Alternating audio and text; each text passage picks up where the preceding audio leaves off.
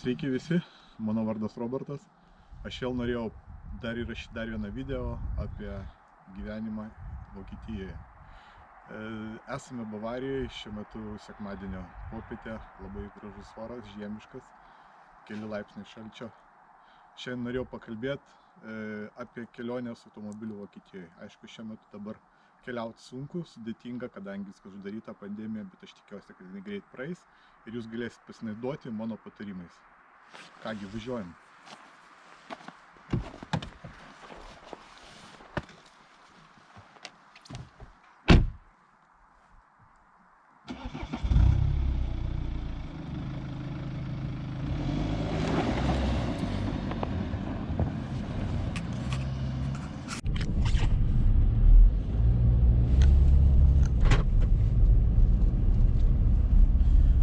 Tai va, Vokietijoje keliai skirstomi dažniausiai dvi dalis. Tai yra greitkeliai, tai vadinami autobanai, ir paprasti keliai, krašto keliai ir rajoninės reikšmės keliai. Šiuo metu mes dabar jau važiuojam į paprastą valstybinės reikšmės kelią. Skirtumas toks tarp Lietuvos ir šičia, kad juo galima važiuoti iki 100 km/h greičiu, jeigu nėra kitų apribojimų.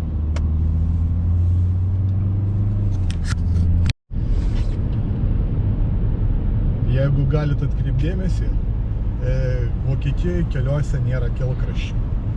Nežinau, kokiu tikslu tai yra padaryta. Iš pradžių galvoju, kad tai labai nepatogu, jeigu žmogus nori sustoti, jam nėra kur, bet pasirodo, paskui pagalvoju, kad taip kelias būna gerokai švaresnis.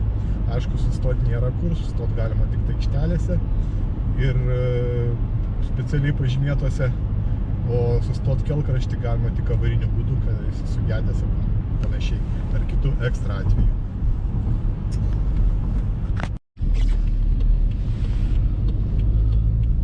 O šiuo metu mes įvažiuojam į taip vadinamą autobaną, greitkelį, kuriame greitis, jeigu nėra papildomų ženklų, yra neribojamas.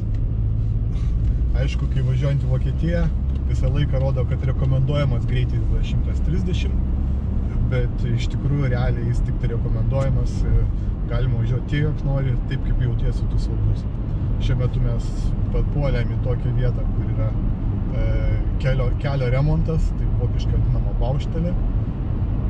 Ir aišku, čia kelias greitis dažniausiai būna ribojamas iki 80 km/h greičiu, kitais atvejais netgi iki 60 km/h greičiu.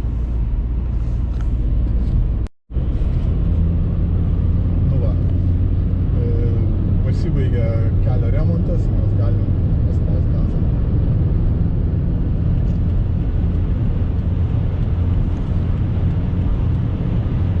Keliai labai tiesus, labai geri. Aišku, šiandien kaip sekmadienio popietė nėra labai užkrauti, bet darbo dienomis, o ypač piko dienomis, kada būna darbo pabaiga, keliai būna tikrai ypatingai sunkus. Būna kartais mašinų pilna labai daug. Šiuo metu, kai geras oras, tikrai labai smagu prasilėkti.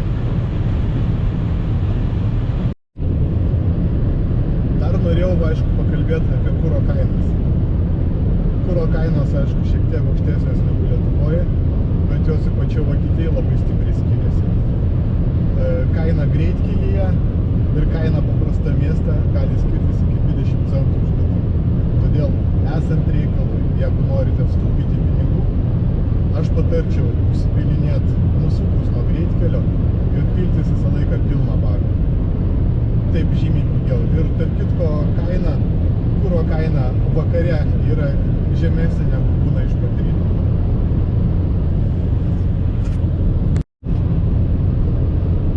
Dar norėjau pakalbėti apie kaip elgtis esant papuolus į kamštį. Visoje Vokietijoje galioja pusiau nerašyta taisyklė, kad jeigu papuolė į kamštį, reikia palikti tą vadinamą gelimo taką Rettungsgasse.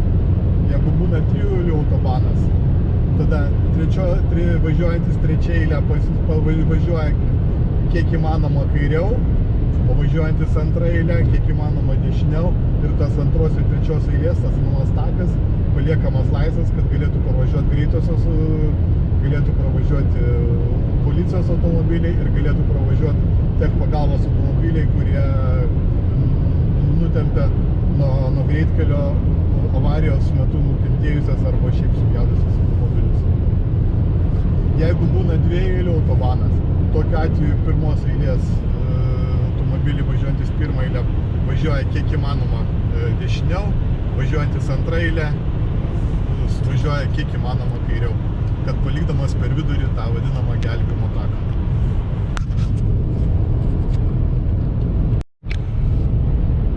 Šiuo metu mes privažiuojam vieną iš vadinamų benzino kolonėlį autostradoje, greitkelį, autobanę, kaip Vokietijai vadinama. Maždaug trumpai užvažiuosiu, parodysiu, kaip viskas atrodo. Į vidų mes neisim, dabar pandemija, viskas beveik uždaryta. Skirtumas toks, jeigu labai prispiria reikalas žmonėms į tualetą, yra du variantai važiuojant kelyje. Galima užsukti, kai sakom, patogiai į benzino kolonėlę, tik tiek, kad reikės susimokėti 70 centų. 70 centų jūs gaunate kuponą, su to kuponu, 50 centų kuponu jūs galite apsipirkti parduotuvėje vietiniai arba sutaupyti ir daugiau. Kuponais galima sumokėti iki 50% pirkinio kainos. Jeigu nenorite mokėti pinigų, galite užsukti tokią, kur nėra benzino kolonėlės, į tokią aikštelę. To aikštelėje tualetai nemokami, bet automatiškai jie tikrai labai nešvarūs. Todėl gal geriau šitoje vietoje jau netaupyti. Čia toks mano patarimas. O kaip atrodo aikštelė. Yra restoranas. Restorane, aišku, galima ir pavalgyti, šiuo metu sunkiau, šiuo metu galima tik tai išsinešimui nusipirkti. Kitais atvejais buvo galima gana skaniai pavalgyti.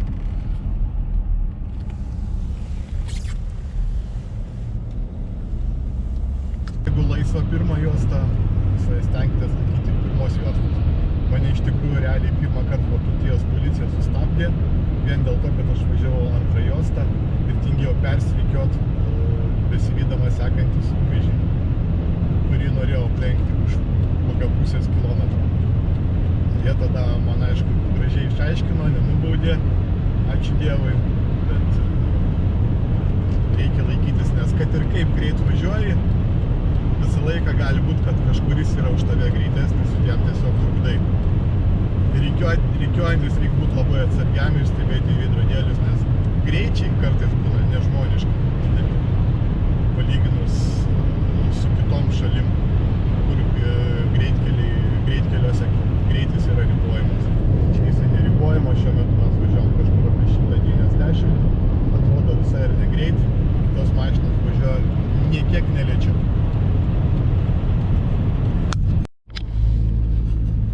Dar vienas niuansas važiuojant mieste. Reikia labai atsargiai žiūrėti dėl sukant į dešinę, ar nėra kartais kelyje net važiuoja kelkraštį dviratininkas. Nes nedaug dievė jį užkabinsit. Tada bus labai brangu ir labai dideli nemalonumai. Todėl visą laiką sukant į dešinę, aš bent visą laiką stebiu galinio vaizdo veidrodėlį, ar aš net važiuoja dviratininkas. Ir dar prieš tai, jeigu žinau, kad sukdamas, aš visą laiką pasižiūriu, ar aš neplenkiau dviratininko jokio. Tai reikia nepamiršti ir labai būti atsargiam šitoj vietoj. Dabar apie nemalonius dalykus.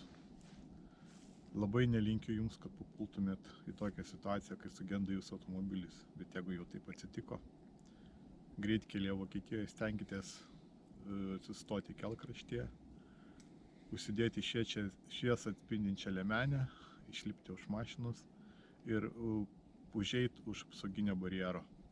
Tiesa, prieš tai nepamirškite susukti vairą į dešinę pusę. Nes jeigu atsitiks tokia atvejis, kad trenks automobilis jūsų galą, tad tokiu atveju mašina važiuos ne į greitkelio vidurį, bet į kelkraštį. Išlipti būtina, nes yra tokiu atveju, kad žmonės pasiliko sėdėti, įvažiavo automobilis kitas į galą ir buvo žuvusių. Tai tiek norėjau pranešti savo video, papasakoti apie eismą Vokietijoje, apie eismą Vokietijos keliuose. Linkiu visiems gerų kelionių, likite sveiki ir kad automobilis jūsų negestų.